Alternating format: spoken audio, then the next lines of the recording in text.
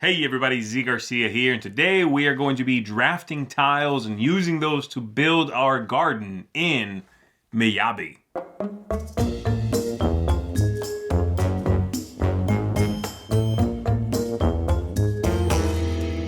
In this game, each player is going to be building their own Japanese-style garden, and you're going to be doing that, as I said, by drafting tiles, playing them strategically onto your own board, and scoring the most points. You're going to be scoring points throughout the game, but ideally you want to snag some bonuses at the end of the game as well. The game is a fairly simple package, though it does include a few small variants if you want to spice it up and, of course, add to the replayability of the whole thing. So we're going to go ahead and take a look at how the game works. I'll give you a quick overview. We'll come on back out after that, and then I'll tell you what I think of it, who I think this might be good for. Here we go. The game's going to be played over a series of rounds, depending on the number of players. So we're going to be taking a look at a game with 2 players, though I'm only showing you one board here. And so that would be 6 rounds of the game. Each round is going to play out the same, and the players are trying to have the most points and therefore win the whole thing. This little board here tells us how to set up the beginning of each round. And so for 2 players, we are going to reveal 4 of these tiles that have a single spot on them. They're made up of just one square. We're going to reveal 4 of these double tiles. And we are going to reveal 2 of the longer ones and 2 of these with the L shape. All right. So let's go ahead and push these back momentarily and reveal those as well. And then starting from the start player, we are going to be drafting these tiles, placing them out onto our gardens, and then scoring victory points. So I'm going to say this player is our start player here.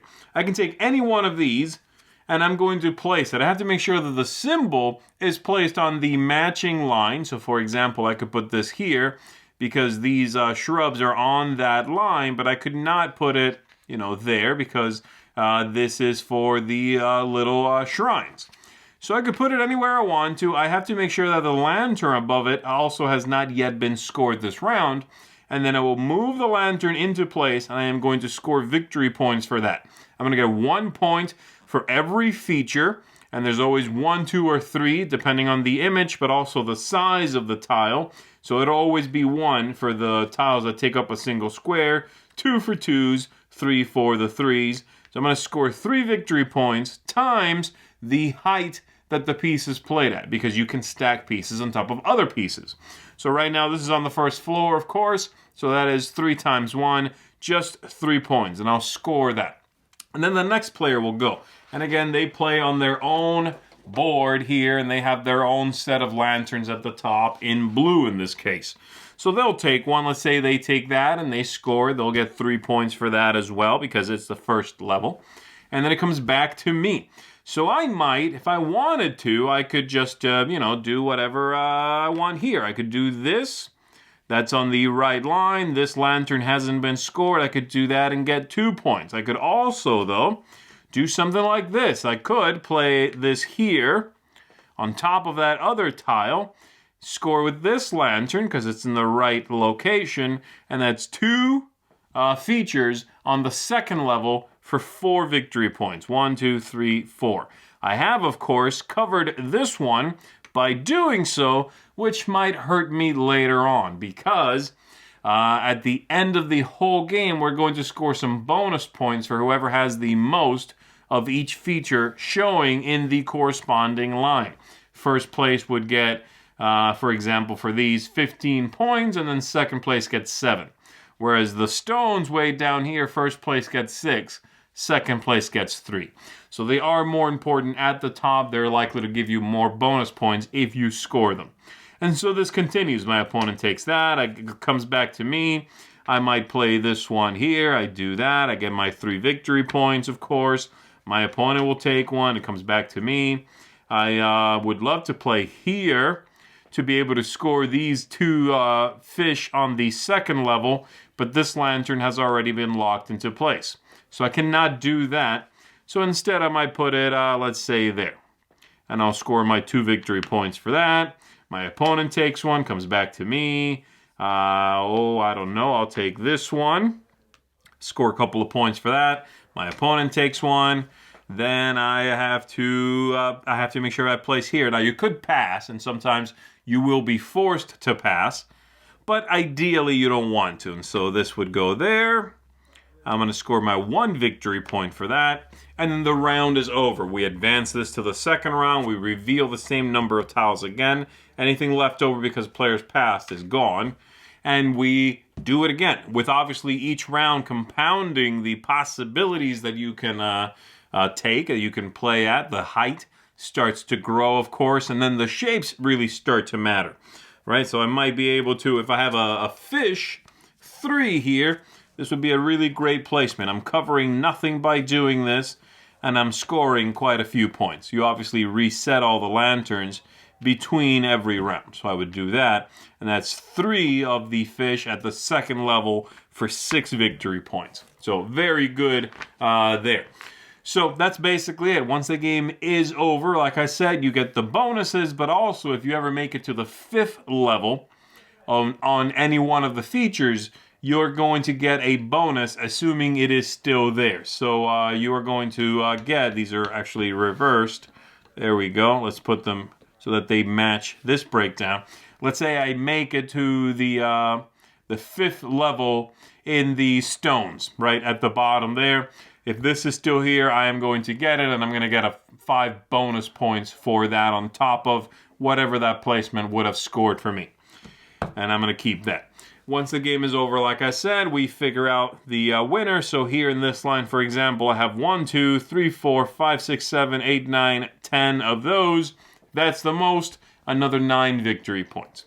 Pretty simple. On top of all this, this is the basic game. There are a few little variants in the box, and I'll show you 2 of them here. So this one, if you choose to play with this rule, you just put this on the table somewhere, and at the end of the game, you are going to score. Let me go ahead and see if I can find a couple of symbols here to help out with the scoring. Let's put that there, shall we? Okay, let's say it looks like that. At the end of the game, you are going to score 1 victory point for the biggest connected group of symbols. And so I would get, in this case, this is the biggest connected group. There are 4 things touching. I would get another 4 victory points. If I could place something there or there, like this, then that group is suddenly bigger. 1, 2, 3, 4, 5, 6. So that's another 6 victory points. That's something you can choose to play with. There's also this one, which is going to be scoring the biggest group of tiles that are just the green. No symbols on there.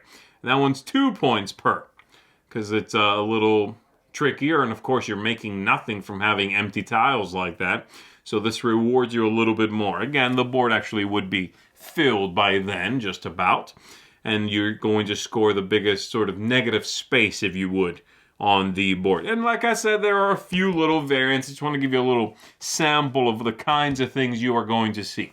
That's all there is to it. Not to say that the gameplay isn't tricky, especially after you've played, say, 2-3 rounds.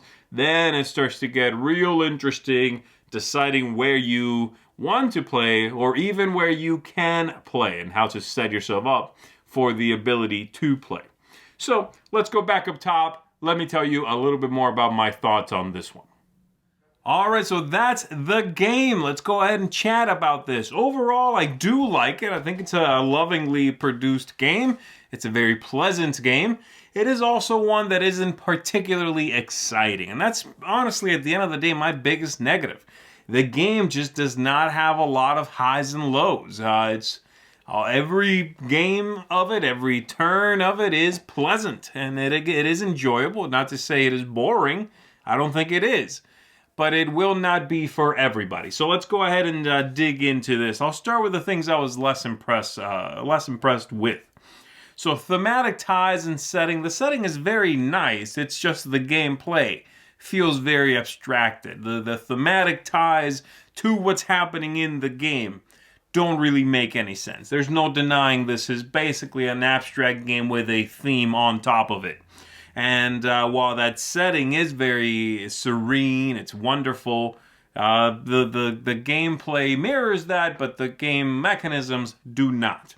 The aesthetics here are for the most part, very nice, but I actually was not. It's all pleasant, again, but none of it is particularly captivating. None of the artwork is superb. The construction's very nice. The tiles are nice. The wooden lanterns that you place at the top, those are nice.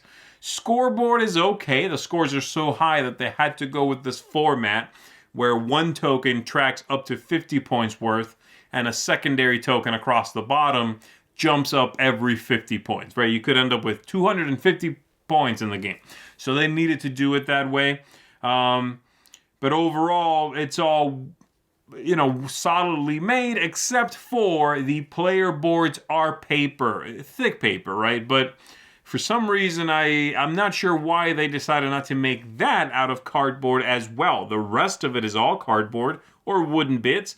And I think, 4 more boards out of sturdier cardboard would have been a little nicer than the thick paper that we are given here. Not sure why that was done that way, but it does stand out among the rest of the components. All right, so things I really liked. Replayability is good. The small variants are going to be a nice touch. You're going to add some life to the whole thing, but then just the general flow, the order in which the tiles come out, whether you build out, try to shoot for those bonuses at the end of the game, whether you try to build up, try to get those height bonuses for getting to the 5th level, watching the opponents at the table and seeing which things they seem to be focused on so that you can do other things, or maybe see if you're within striking distance of another player's, number of fish or stones or whatever. Maybe you can overtake them and you snag the bonus at the end. That's good. There's replayability there, and it works well. The game length is one of my favorite things about it. The game, let me see what it says on the box here. I believe it lists 45 minutes or so. Yeah, 45 minutes. There it is. I would say that's about right. It's going to be shorter with 2 players, and they give you a lot of interest and decisions in 45 minutes. It's thinky and it's engaging for the whole playtime. And that ramps up, in fact, because later on in the game, it is harder to place pieces that are not simpler, right? They're ones that score more points are harder to put out on the board. And I thought that worked out really well. From that point of view, really clever stuff. All right, the ease of play. Everything here is incredibly smooth. The game, you can tell, has been just streamlined until there is not a sharp edge on the whole thing. Everything is smooth. Everything is easy to consume and deliver. It's easy to explain. Anything that could even be a wrinkle to that very straightforward formula was put into a variant. And so it's nice that we have them, but there is no problem here with the ease of play. I think just about anybody could figure this out, get into it, understand it very quickly. And then lastly, the tactics and strategy and luck. Yeah, there are good choices every round, and you are going to have a few moments of sort of turn angst where someone you're hoping won't take what you're looking to take yourself. That's neat. I like those moments. But overall, again, it's a game that lacks, for me, highs and lows. Every turn, every tile draft and placement is worth X number of points, and X does not vary very much from one player to the next. It does ramp up, of course. Your first placement, your very first placement on the board, is worth up to 3 points. That's it. Whereas in the 4th round, you could play a piece out that gives you 15 points, 16 points, whatever. But just about everybody is making about that many points every time they place a piece. So it's a game that's also won and lost in inches, in very subtle things. So it's also a very subtle game ultimately, and one that's hard to look back on and say, this is why I won the game.